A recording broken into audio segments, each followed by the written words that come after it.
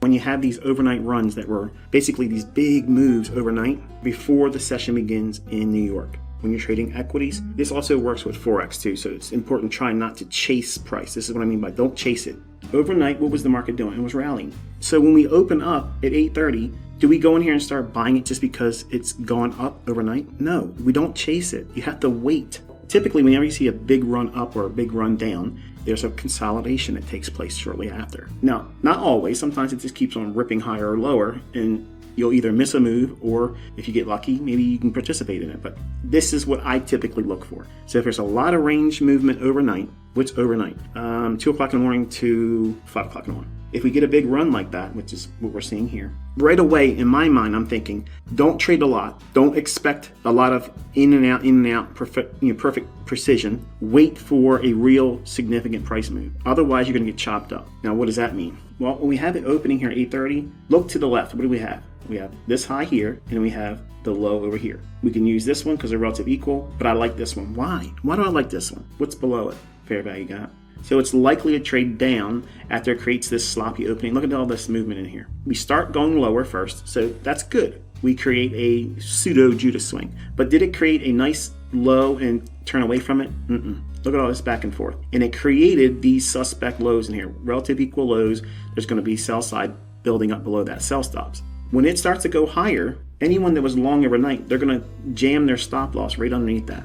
When this occurs, that's the very scenario I'm looking for. Right away, in my mind, here's what I want you to understand. If there's a big move overnight for equities, this is not Forex. Okay, this part is not Forex. It's just for trading like NASDAQ, Dow, and E-mini S&P. If there's a big run overnight, avoid the New York session. Don't even mess with the New York session. Wait until the other side of lunch at 1 o'clock in the afternoon, New York time, and then anticipate the New York lunch lows taken out or the New York morning session lows, which is what we have here. Notice how we rallied up. We didn't take out the relative equal highs here that was formed ahead of 7 o'clock in the morning. Notice that? So if we can draw down below that low, it was formed initially in the New York session. We have a fair value gap over here with sell side, while we have yet to take out the buy side liquidity here and then get up to that fair value gap high. So this is the draw on liquidity, and we have a minor draw on liquidity here with buy side liquidity. Look what we have in terms of price action. The NASDAQ drops down, taking out the sell side, digging into that fair value gap. Look at the bodies of the candles. Isn't that neat? How it just respects that level back here. You don't chase the overnight run, and you wait for them to give you a low that everybody overnight will want to put their stop loss right beneath that after it starts to rally above it. It's even better when you don't have this high taken out yet. See how I took it up here? And it just went right down for them. That's engineering liquidity. It runs up, consolidates, creates a low, starts to rally, and everybody's thinking, I don't want to lose my profits. So the narrative with this day was the stops were trailed below these lows. The afternoon session, again, creates the low of the day, takes the sell side liquidity out into a fair value gap, and then rallies. Now in here, I'm going to teach you a little bit more about that. Watch. Notice we don't really have a fair value gap down here, but it gives us the basis for expecting the price to start to rally into the afternoon. Now, at 2 o'clock in the afternoon, we have the market trading down into an imbalance over here. Liquidity resting below these relative equal lows is taken out. So what are we looking at? We've seen a price run that we don't think needs to come back down here, because the logic is the overnight stops have been ran out down here. There's no reason for the market to want to come back down there.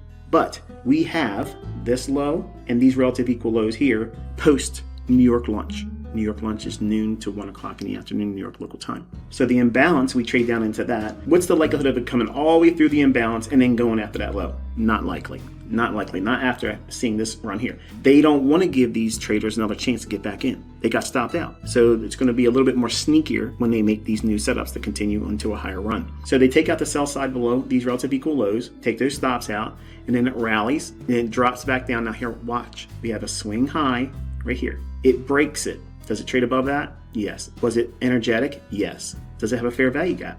Yes. So now the market trades down into it here, creates a short-term low. You could be a buyer there. There's nothing wrong with that. The fair value gap is even better when you have the sell side liquidity resting below a short-term low. This is zoomed in on a 1-minute chart. Swing high, broken, fair value gap right there. And we have that short-term low here. I'm noted in here. So that's where you would be basically entering one with that idea. Trading below that is where the sell stops are. Trading below that. Now it goes below that. Does this invalidate the fair value gap? No, it does not. the idea is the fair value gaps. Well, look at the body of this candle here. Isn't that respecting that? Yes. Learn to trust the setups and let the stops do their jobs. And if it gets stopped out, that's just one trade you got wrong. It's not your career. Look for the next one. It rallies here, takes off, and does not take out that. The buy side liquidity resting above here did not get taken here yet. And then we had this imbalance, and it trades down into it, and then hits what? The order block. That's a buy, and you can, if you miss this one, you can pick up this one based on the logic I teach on the YouTube channel. This whole pattern here is exactly right out of my high probability short-term trading or scalping series. I can't remember exactly what the title was, but this pattern is right in that. And then it runs for that liquidity there. So there's two setups there.